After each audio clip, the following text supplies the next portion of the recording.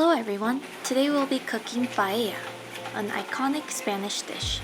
Paella originated in a Spanish region called Valencia, using rabbit, chicken, snails, and 3 kinds of fresh beans. Now, paella is commonly associated with seafood. Having lived in Spain and tasting many varieties of paella, I learned that there is no right or wrong recipe, only the recipe that pleases you. So let's get cooking!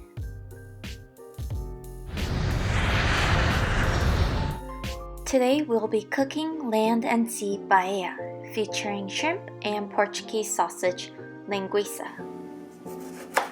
First, dice the tomatoes by cutting the tomatoes even slices lengthwise and crosswise. Then hold the slices together and cut the tomatoes across them to make them small diced cubes. Then cut the ends of bell pepper and discard the core. Cut it in half and remove the ribs and seeds. Lay the pepper skin side down and cut it into strips.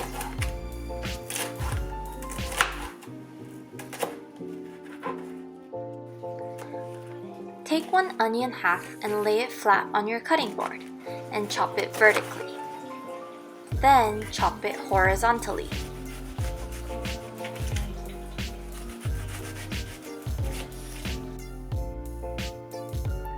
Now rotate the onion and chop it vertically. This will allow you to create an evenly sliced, diced onion.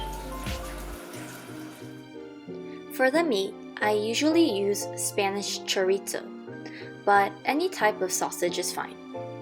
Today, I'm using Portuguese sausage called linguica. I will slice the linguica into little sausage coins and add it into the paella. This is saffron, which brings out the beautiful orange-yellowish color of paella. You can find your saffron in your local Trader Joe's or Spanish grocery store. Though it's expensive, small amount lasts a very long time. Use about 5 strands per person. Since I am cooking for 6 portions, I will use 30 strands. Next is paella rice called bomba. For the rice, I'll be using 2 cups for 6 servings. If you can't find bomba, it's okay to use Italian short grain rice, arborio, which is much easier to find. Next, heat the stock in a large pot and crush saffron and add it to the stock. Bring the stock to a simmer over low heat. Next, heat the paella pan over medium heat and add 2 tablespoons of olive oil.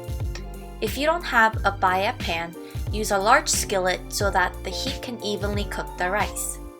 Next, add the chopped onion and minced garlic and sauté it for 2 minutes until translucent. Here, I'm using garlic cubes that I have minced and froze it for easy use. But it's just easier to cook. Next, add the linguica into the paella pan and cook it for about a minute.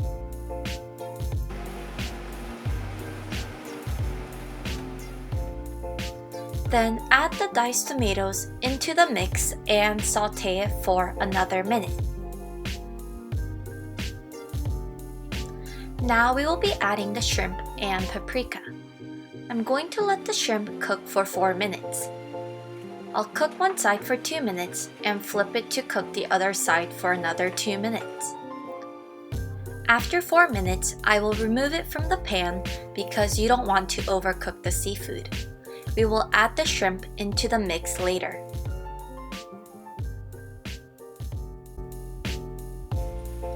Now add the bomba into the pan and mix it well so that the rice soaks up all the olive oil and juices. Then add the stock into the pan and bring it to boil while scraping the bottom of the pan.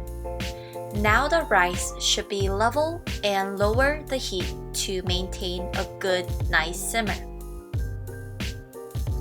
When the rice has absorbed a good amount of liquid and has been cooked, Add the shrimp back into the mix by tucking them down into the rice.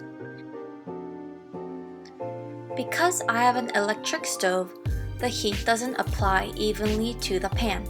So I will also move the pan so that the heat is evenly distributed. During this time, the rice should be caramelized and toasted on the bottom of the pan, creating what is called sokerat. It will make a crackling sound and smell toasty sweet, but not burnt. Then I will turn off the heat and let it set aside for 7 minutes to rest. Then garnish with lemon wedges and serve.